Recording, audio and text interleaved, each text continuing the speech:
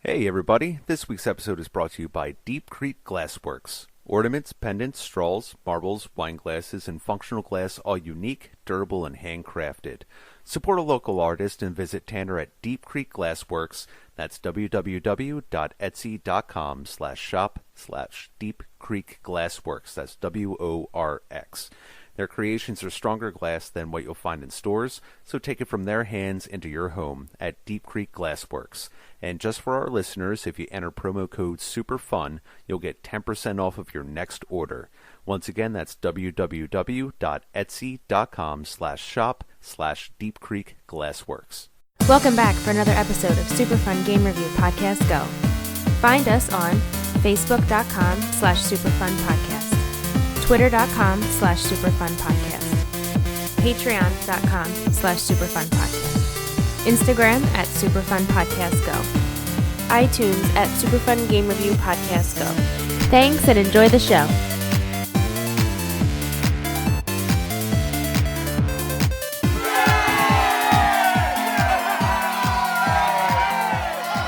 Welcome back to another...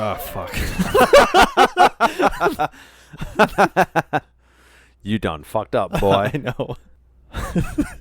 I just imagine jumping right in and doing the thing as you're taking a sip of beer. And then just for the dedication of saying go, you just spit the beer everywhere. You're not far off. Not far off at all.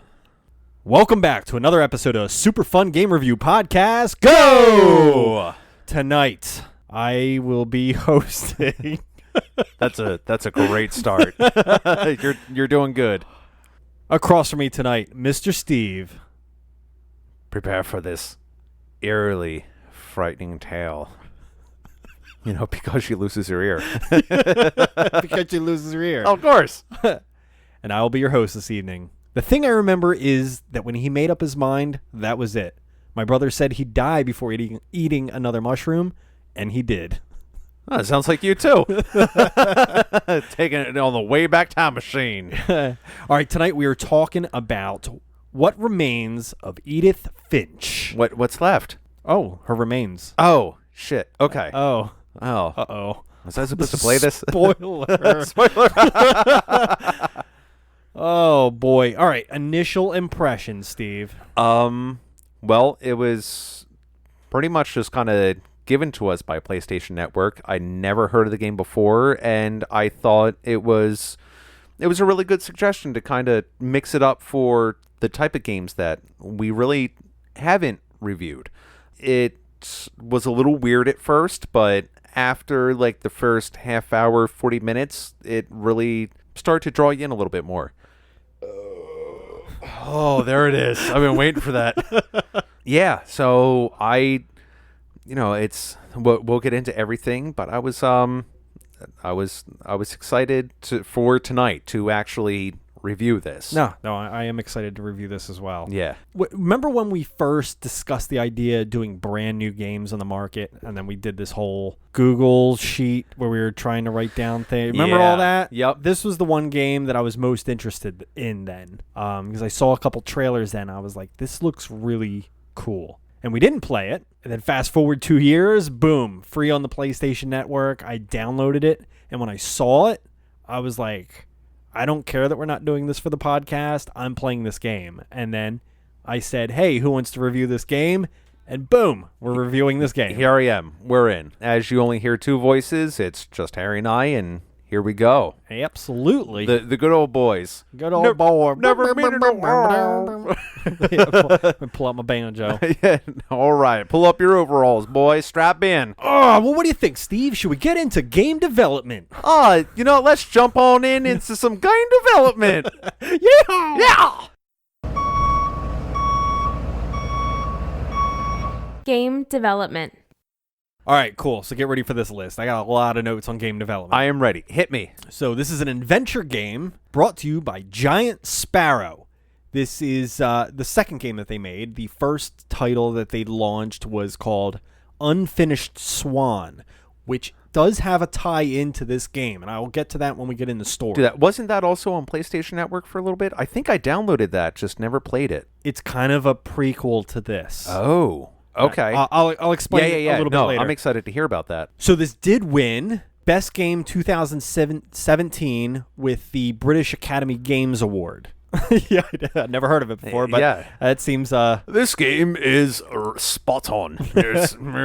Now, when they were designing this game, their early concepts were based off of Chaucer's The Canterbury Tales. Really? Yes. Now, if you think about it, like Canterbury Tales is all these like little stories. Yeah. It's part of a big story. Yeah. And that's essentially what this is. It's a bunch of little mini arcs. Wow, yeah. A part of this big story. So that was like the early framework of this game. Huh. They borrowed ideas from the novel 100 Years of Solitude, which I am not familiar with. I am not that much of an avid reader. Yeah.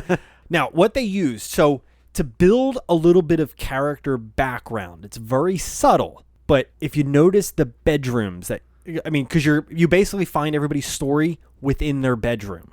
That's where like it kicks in. Yeah, and then within those, are you talking about like some of the symbolisms or the symbols that? Well, yeah, like let's talk about the who was the guy who worked at the cannery? That would be. Hold on, I do have notes. That is going to be Lewis. Lewis Okay. Was the cannery. Yes. Now, if you look at his room, it's got video games. It's got a bong. It's got like drug paraphernalia, and it's to build a little bit of the bio of that character just by viewing the room. Yeah. Instead of like fully fleshing out the character through their story, they give you like a quick, like a precursor, kind of like this is who this character is, and it's just like a snapshot of just to kind. I don't know, just to kind of. You know what I'm going for, though? Yeah, just to kind of like. Oh, look, cool! This guy likes video games and he smokes pot, like. It kind of already puts an image in your head, like what kind of character this is. The original title for this game was called The Nightmares of Edith Finch, but they thought it was pitching more of like, because they didn't want to go for a horror game. Initially, when I was creeping around in the dark house, I thought this was going to be a horror game. I was waiting for something. Even when I was playing, I had Morgan and Eric. I was like, are you playing like a scary game out there? I'm like, it sounds like it, but it's not. But I was still kind of waiting for something like turn a corner and like something to pop out. Especially with all the death in this game, you think, oh yeah, it's going to be littered with ghosts. Overwhelming like stench of death that happens throughout the entire game. We'll talk about Gregory's story a little bit more when we get to it. Yeah, a lot of the actual personal stories, we're going to touch on in story. Yes, because I mean, we're talking development. This is a very story-driven game more than anything else. So Gregory, just quick little sneak peek. He is an infant who dies in a bathtub. That was the hardest scene for me. That one was kind of rough. To make sure that the game was sensitive enough to that topic, they brought in parents to kind of help with that scene. Really? They did, because they wanted to make sure like they weren't pushing the envelope too much. Exactly. Which I think especially, it's one thing when you deal with adults and death, which a lot of the games that everyone is, well, not everyone, but a lot of people have played, we're used to that. But one thing is, especially like in this game, following the death, there's children that pass away in this, and that's new. Like, so there might be like one character that might go away in a game, but this is it's detailed, which is, I think for development wise, they hit it on the head. If you want to feel emotion, if you don't feel anything when you're playing this game, you might want to talk to somebody about that. Yeah, you're a psychopath. Yeah. I was trying to be nice, but you're not wrong. You are Dexter. You have a terrible final season. Get on your boat. That was all my notes on game development, though. But I found like a lot of these like little things, like I don't know, it was just very interesting stuff about the creation of this game. Yeah, which touching in where you can kind of see where they would add little notes of the stories in the house. Is something that I want to touch on when we get to Molly, because there's a few of her with her. Yes, there is. I know exactly where you're going. Yep. With that segue, are you ready to talk story, Steve? Let's do it. Let's do it. Sick. Story. Very well. All right, run it down. Give me what I need. We're going to do a quick synopsis of the game, and then we're just going to go character by character and just briefly touch on every single character in this game. Yep. So basically, you start out the game as Edith Finch. Yes. You're going back to the house that you grew up in, and you're kind of reliving a lot of the memories as you traverse through this house. Yeah, and she's like 18 years old when she inherits the house. Oh, is she? Yeah. I didn't remember her Yeah, age. she's 18, and the house, which is the entire game, she inherited. And this is like the beginning of her journey, her learning and understanding. Okay. And as you're exploring the rooms of the house, each room in the house is dedicated to one family member who has died. Yes. And as you explore these different bedrooms, you find out a little story of that character who used to live in that room. Yeah, and we're talking 4 generations, because it goes all the way back from the beginning to her great-grand uncle, I believe it is, or like, and then like her great-grandfather is where it kind of like starts to kind of take over. Yeah. Because her great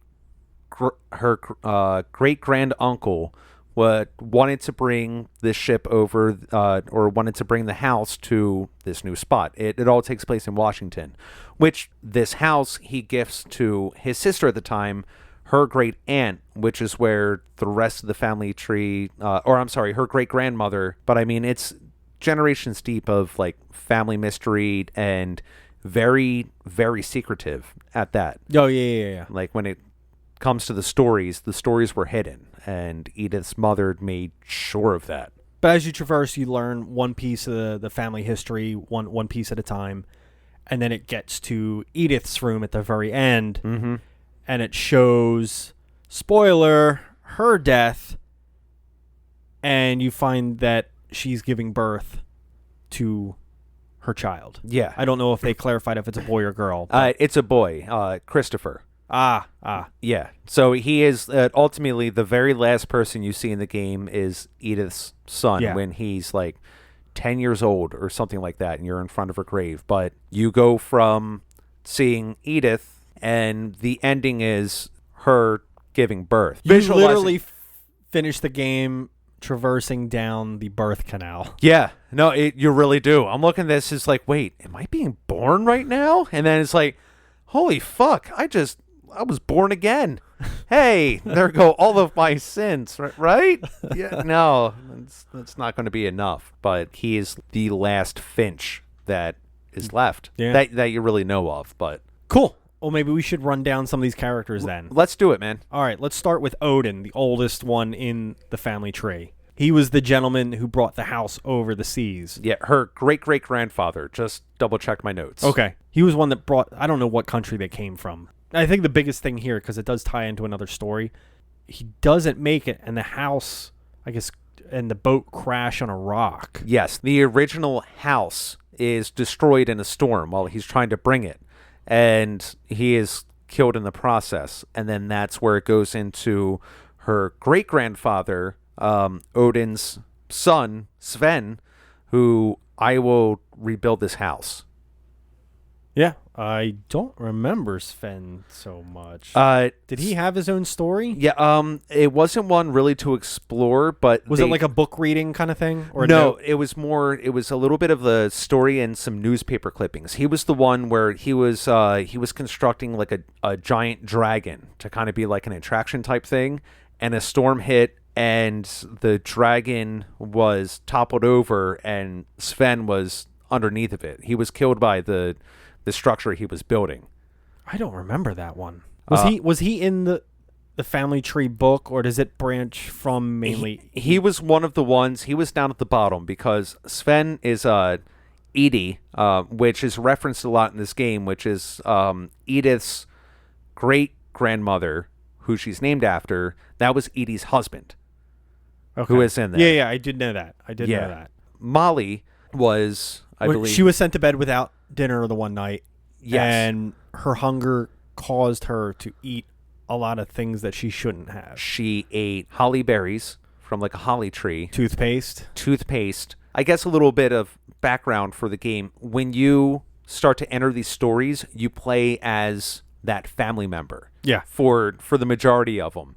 So you're walking around this room, and Molly is telling you her story, and it goes from her trying to find anything she can eat, from the Holly Berries toothpaste, the gerbil food, Oh, because yeah, that's right. she was that hungry after being sent to bed. And then it has her going to a window, which was locked because she saw a bird outside and wanted to get the bird. None of these are like super sketchy deaths. I think they're all pretty tied like through metaphors.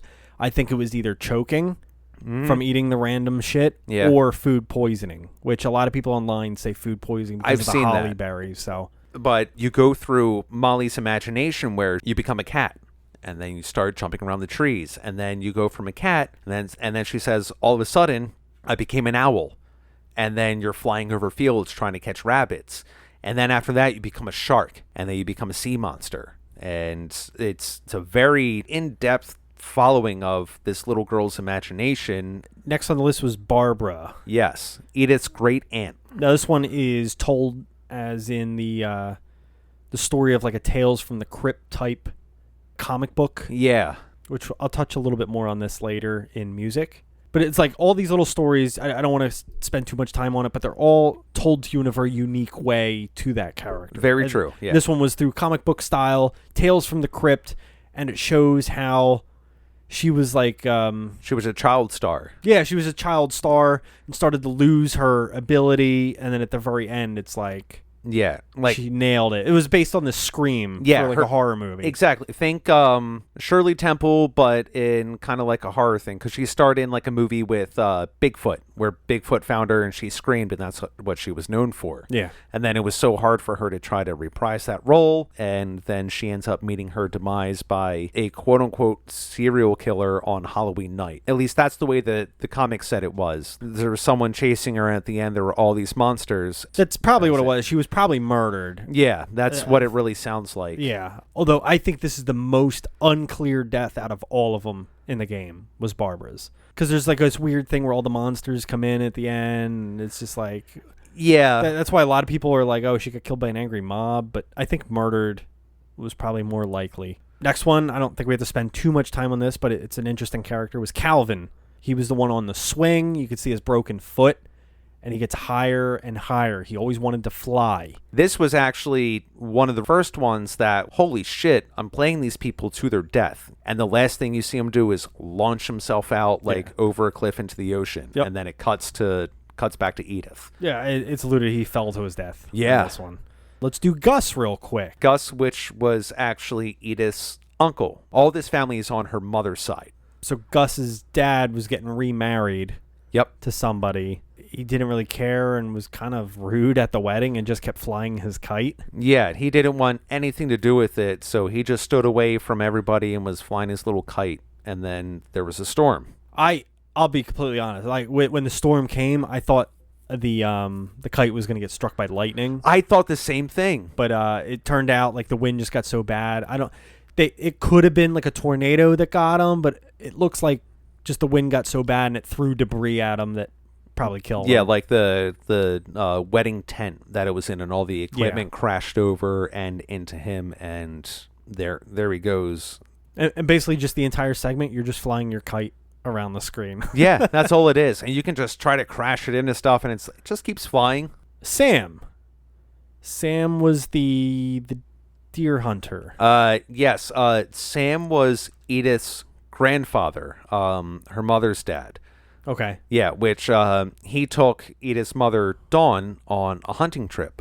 And what you saw was them out in the wilderness. He kept saying, this is how we survive and whatnot, because this was back, well, I mean, it was still in I think the time period of his death was, it was the early 80s, 1983, from my notes here. It looked like it, just the clothing style that they were wearing and the way things looked, the vehicle that they had. Yeah. He was basically teaching Dawn, Edith's mother, how to hunt when she was just a child. She shot a deer, and it was downed. Yeah, it was all told through the lens of a camera as you're taking pictures, and you take that one final picture. Yeah, which is he went to run up on top of kind of like this rock cliff almost where they were at to get a photo with his daughter of Set her. the timer on the camera, by the way. Yeah. And by the time he got up there and they were holding up the antlers, the deer wasn't dead, bucked around and threw him off the cliff. Yep. and that was where he met his own end. Do Walter real quick. I'm going to come back to Milton, too. Okay. So Walter, who was he in the family tree? He was the great uncle. The great uncle. He was Edie's brother. Okay. I don't know what drove him to live in a bunker. I think it was pretty much It had to have been somebody's death, right? It was the he was the young boy with Barbara, because remember when he was like feigning to be in trouble and trying to hide up in the room where Barbara went up and tried to look in like the little like bed fort that he had made. Once Barbara was killed, he basically like shut down, and they hid him because he may have had implications in the murder. Maybe that might be what it was. That may have been like that's kind of the speculation. So I thought he was the brother to Milton, the one that disappeared. No, Milton was actually that was Edith's older brother. Okay. Yeah. Because I remember the one room that had the two bunk bed or the bunk beds or something, and the one brother remember it had the tape split down the middle of the room. Yes, that was Sam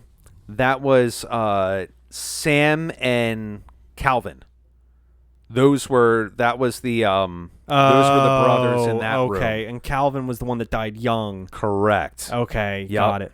Yep. But anyway, so Walter stayed in a bunker. I think it was like 30 years. Yeah. Underneath the house. Yeah, it was underneath, like subterranean, and then even more subterranean. And this whole segment is played through just eating a can of peaches and watching the calendar, just kind of.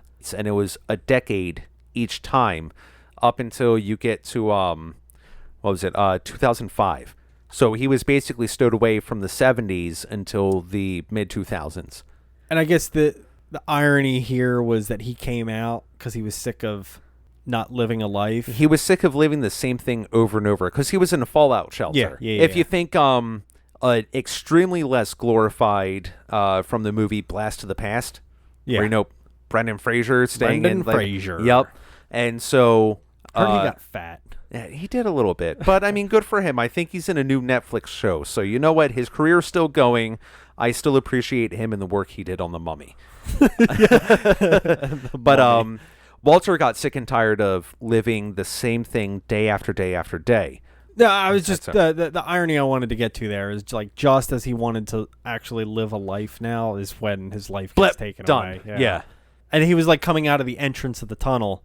So like just coming into daylight for the first time in 30 plus years. Exactly. And then he gets hit by a train. Tragic. That's it. It really is. Literally, this is a very, very tragic game. It's upsetting.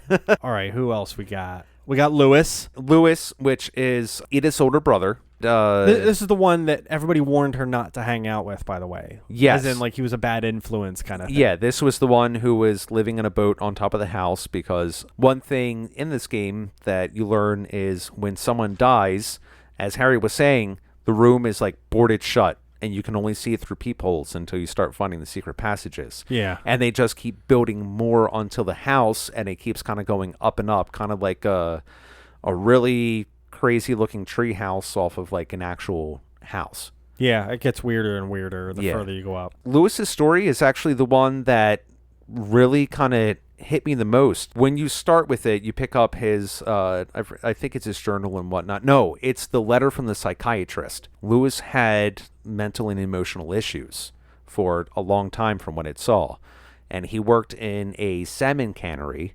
And it starts out where you're just on a processing line, and all you're doing with your left joystick is grabbing a hold of salmon, moving it all the way to the right where it decapitates the salmon, and then with the right stick you just push it out. Yep. And you just push it onto the It's like a little mini game. Yeah. And as this mini game goes, they go into detail about how he created this world in his mind.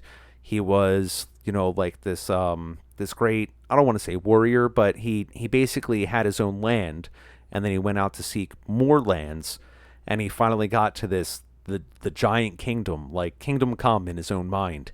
And once you get to the very end of it, where he's walking up to either the handsome princess or the beautiful prince, I chose handsome princess, where you have to split off. Oh yeah, when you're going through his imaginary land. he puts his head in a guillotine, which actually turns out to be the salmon processing guillotine that was taking off the heads of the salmon, and he committed suicide. And it's like, I got fucking goosebumps on that one. Yeah, no, happened.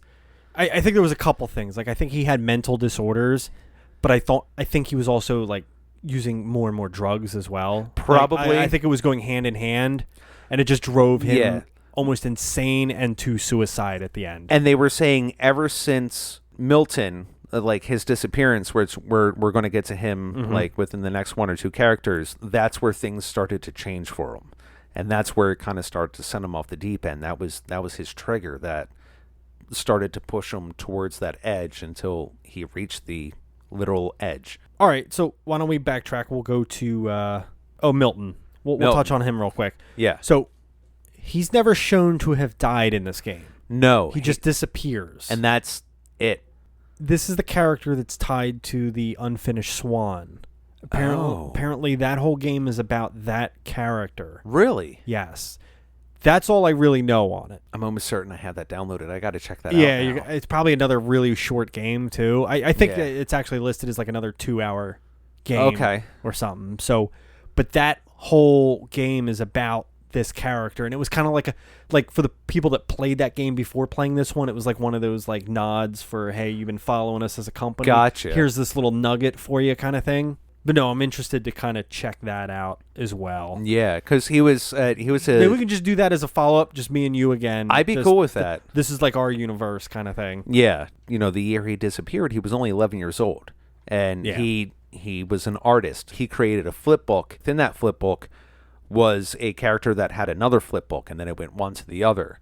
And then at the very end, all it shows is his idea of himself as a cartoon walking through this like door and disappearing. Yep. And when you're in his room, there is like a big door that's basically painted, and right in front of it, the last thing you see is 2 yellow footprints standing in front of it. And then the footprints just end. That was it. I think there were yellow footprints as well. I think that's a big part of that other game as well. Okay. I think there's yellow footprints. Definitely got to check it out then. Yeah. I'm pretty sure. Double check to see if you downloaded that. If not, I'm 95% sure I have that. So I try to stay on top of downloading my free games. Yeah, I know. Get what you can out of it. If you are a subscriber to any platform, download your free games per month. For God's sake. Yeah, you never know when you're going to find a gem. Exactly. You know what I mean? There's some shit out there, though. Oh, my God. Yeah, but there's some good ones. There's some good ones. Should we save Edie, Dawn, and Edith for the end?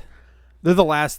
Well, there's 4 more that I had to touch on. Yeah, I think those are pretty much should be kind of like our ending. Okay, so this is what I might spend a couple minutes on, but Gregory. This was the hardest one for me to get through. This was the one for it's a 1-year-old baby in the bathtub. Yeah. Yeah, that's a tough pill to swallow right there, man. Yeah, so it was kind of showing the baby's imagination with like all the bath toys coming to life. Yeah, he had like a little around. frog that you were in control of the frog. The whale, the little ducks. Little ducks. They were floating in the bubbles and whatnot. Yeah, and you're basically progressing. You hear the mom get a phone call or something like that. Yeah. But then she comes back and you're like, oh, okay, you're fine. Yeah. And then she drains the tub and then the phone rings again. But something bumps the nozzle in the tub and it just starts filling up with water again. And this was at the point in the game when I realized each story ends with a death. So I was like starting this, I was like, oh no. Yeah, Jesus. here we go. For the majority of the people, the family members that you interact with their story, it gives their birth date and death date. So you know how old they are to get into it. Oh, yeah, that's true. And when you get to the baby's room, when you get to Gregory and see it was only 76 to 77, and then it goes into the bathtub, I'm literally sitting on my couch. I'm like, oh, fuck no. So the last 3 we're going to touch on, they're kind of wrapped up in the same story. Her great-grandmother. Who's her grandmother then?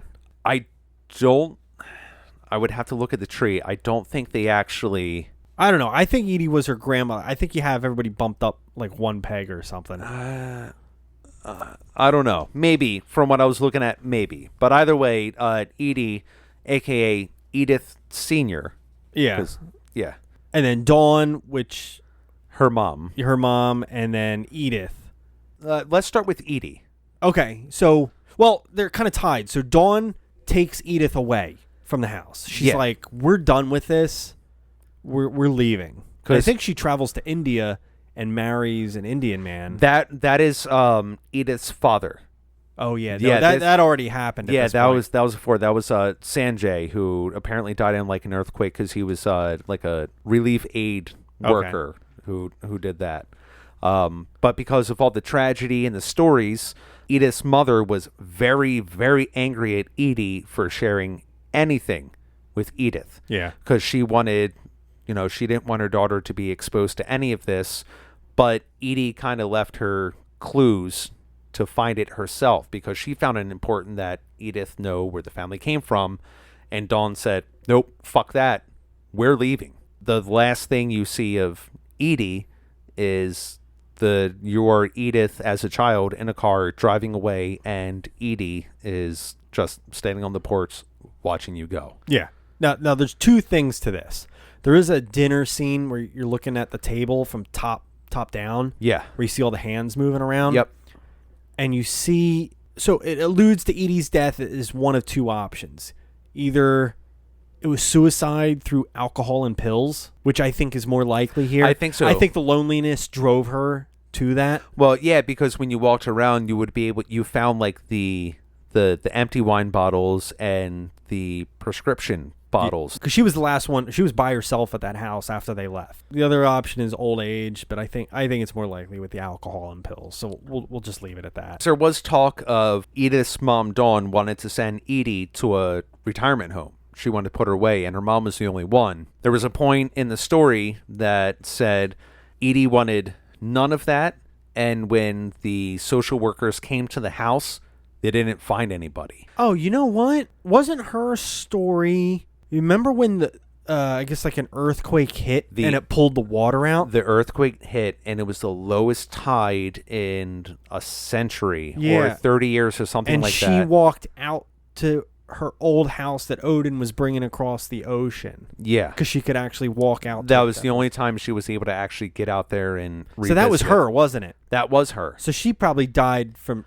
drowning. That could have been. I don't remember when they said the actual earthquake was, because it was still... No, see, I don't think so, because Edie was able to document that because that was in one of the letters that Edith found. That's where I think it's more so towards the first theory of she may have taken her own life. Because the whole thing was Edie did things on her terms. She'll be damned if she's going to let anybody take her away from her family home.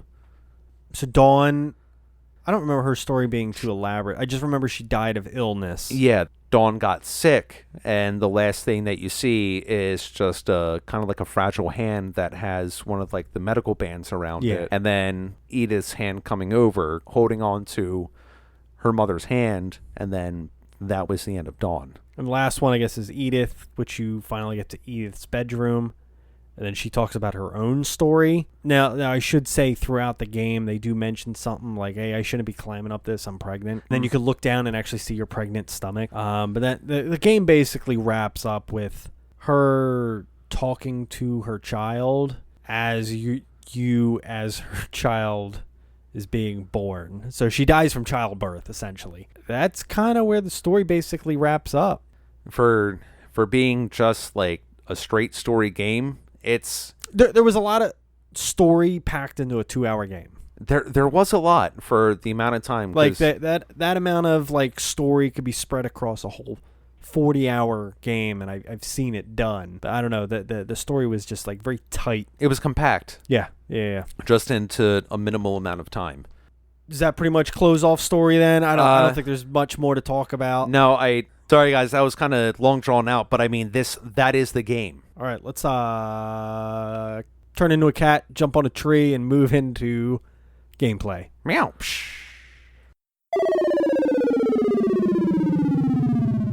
Gameplay. So that gameplay. Yeah, that gameplay. You walk around a lot. Yep. And you interact with environment. Yep. All right, on a graphics. Well, I should say no, you do the mini games as well, but that's basically it. There's not really much to it. Yeah, so there's one, Gus, you fly a kite, which is actually Gus.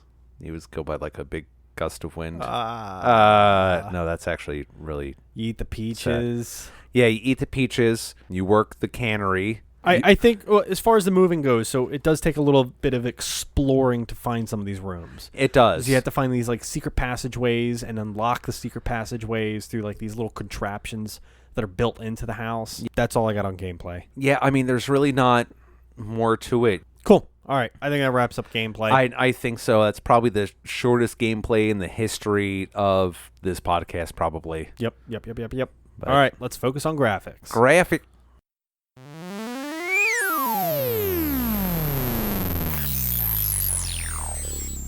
Graphics. I really like the art style of this game. Yeah. It looks like an indie game, so it's not like your top tier graphics, but Yeah.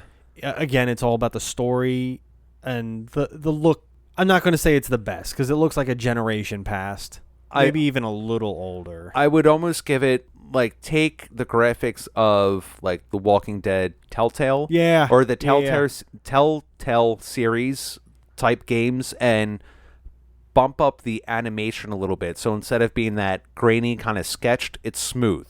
But the layers on this game really did kind of give me a feel of that, which I almost feel like is why I was expecting something more scary, a little more horror with kind of like how the game was done, because it's not like everything is in full view. You have to go around and take sharp corners, but it kind of had that feel to it, just especially being like first person in that aspect.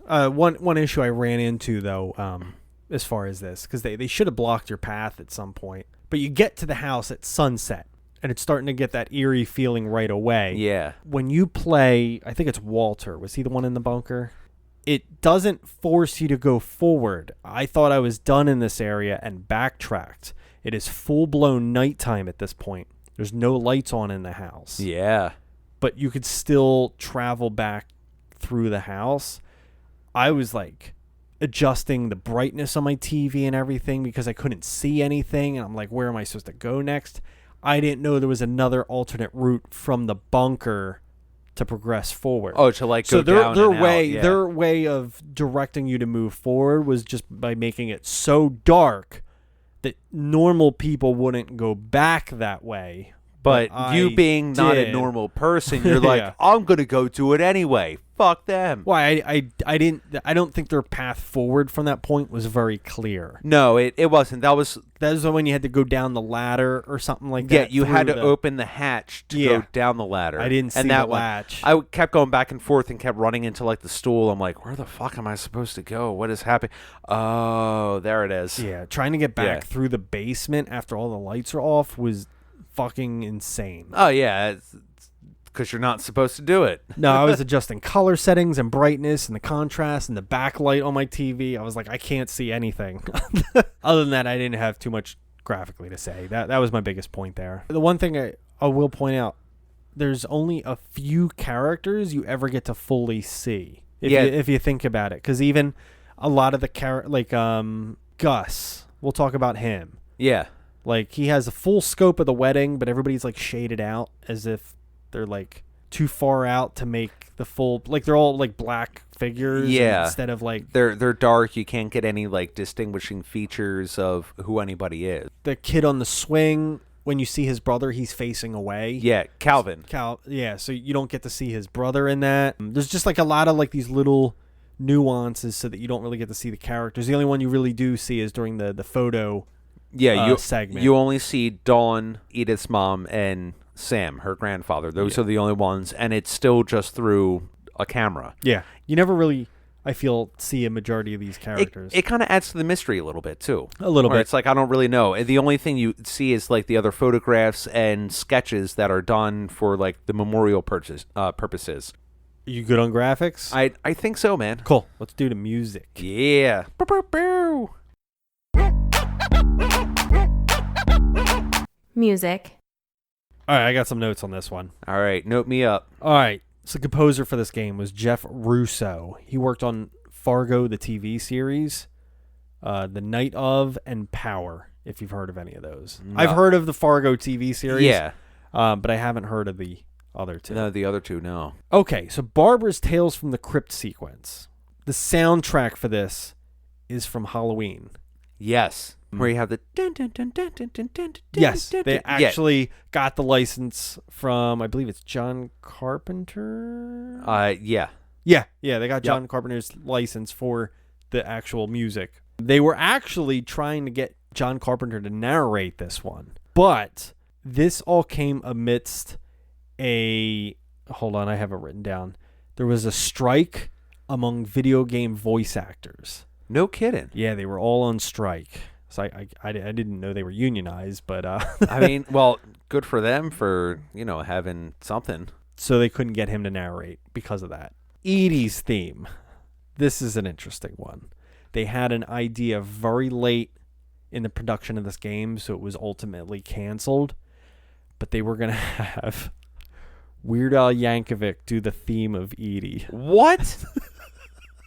You believe that shit? I don't know if I believe it, but it's something that I never knew that I wanted. Yeah.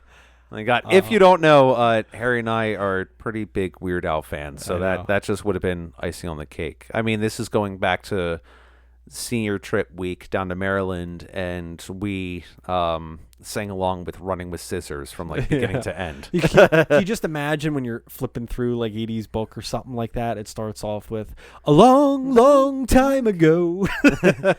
Little women far away, this family was a tragedy. I don't know. I don't know why the hell would they think of Weird Al. Yeah, it's one guy that's higher up. It's like, I love Weird Al. Get him. Make it happen.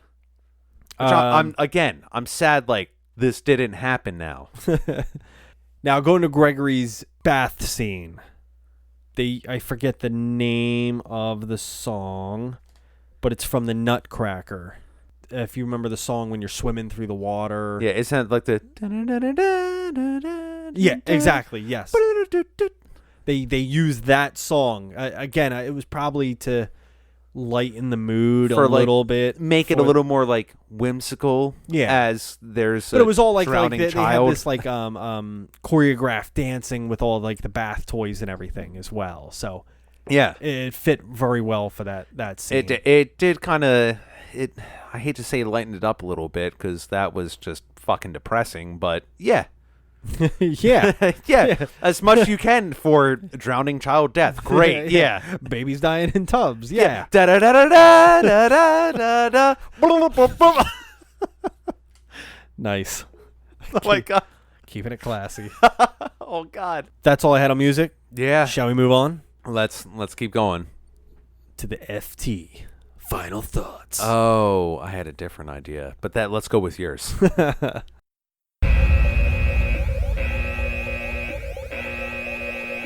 Final thoughts.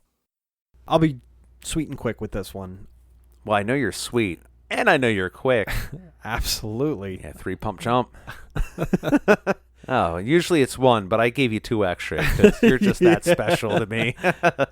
It's a very artsy game. I think 100% this game's biggest strong suit is its storytelling. 100%. I mean, the music's okay, graphics okay. This game is for the storytelling, and I think the storytelling alone. Now, when it comes to score, I am going to have to dock it for a couple things. We'll get to the score in a minute. But I don't really see the replayability on this. I'll play through it once, and I don't think I need to play through it again. And it's a 2-hour game. It's very short as well, which I think is fine, and I'm glad I got it for free. I don't know if I would pay money for this, though. You know what I mean? Kind of. Because I think it was pitched for either $20 or $30 originally. I think it's a little steep for a 2-hour game. Yeah. If you're all good? Yeah, Okay. I think that's basically... You'll see that reflected in my score, but otherwise... I mean, I think this story's going to stick with me for quite some time. Yeah, I think price-wise, if it was put out for $5, maybe pushing $10, I would pay for that. It's a very well-done story. I mean, that is what we've been talking about this entire episode, where this is just a story-driven game. It's interactive story. Think of when you were a kid and your parents would read you a bedtime story and you had the little pull tabs that had some animations and something that popped out at you. it gave me that type of feeling, which kind of took me back a little bit, because I can't tell you the last time it was, I've really ever played a game that was like this. With that being said, I don't think this is really going to appeal to like a hardcore type gamer person. This is a very casual game. It is, but I appreciate it for that, because it is very casual, but it kept my attention the entire time. Even with that, I enjoyed myself sitting through and playing this game. No, that was good. It was a good night. And not only just for myself, but having my roommates sit there and it's like, oh, I wish I was here for the whole thing. I would sit down and play it again because I enjoyed it that much. I don't mind reliving the stories and kind of going through it and sharing that with someone else. Even be it a dark story, I think it was enough to even captivate people who don't really play games like too much out of like their own scope. I highly advise. I think this is the perfect type of game to play with somebody else. I think I would have liked to have those moments with somebody else in the room as I'm playing through, because again, it's so story driven. Like, I don't know, this is just one of those type of games I wish I would have played with somebody else. Let's fucking do the score. Fucking score. Fucking score.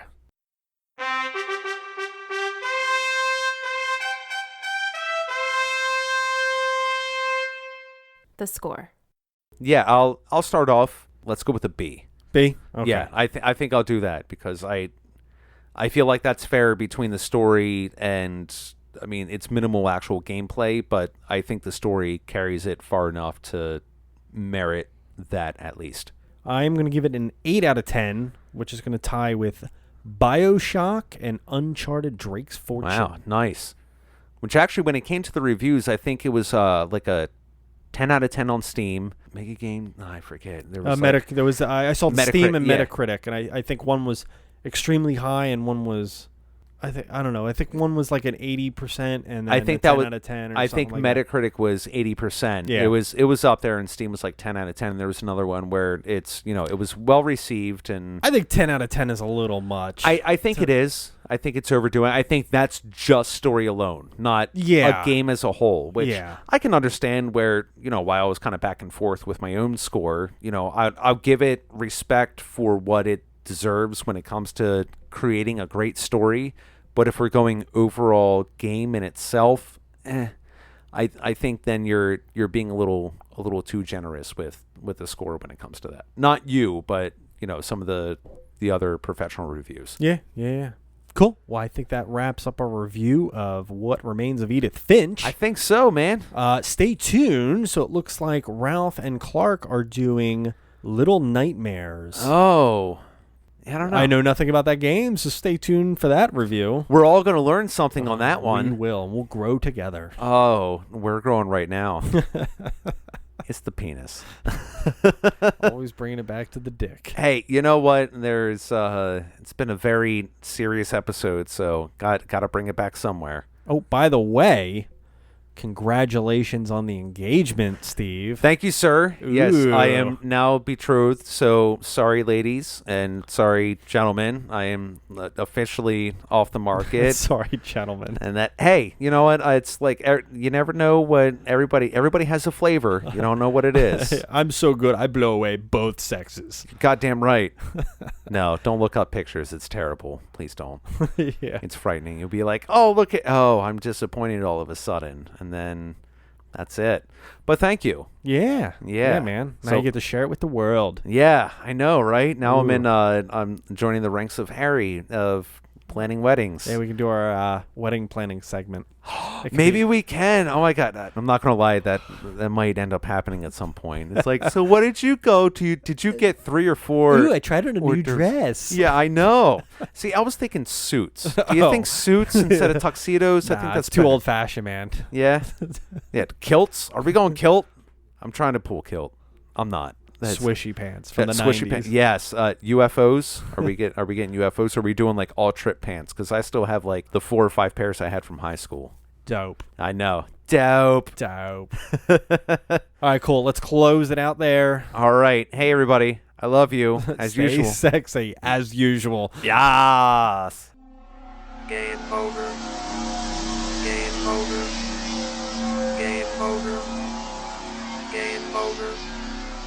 game over. Thanks for listening to Super Fun Game Review Podcast Go. Stay up to date on our Facebook at facebook.com/superfunpodcast.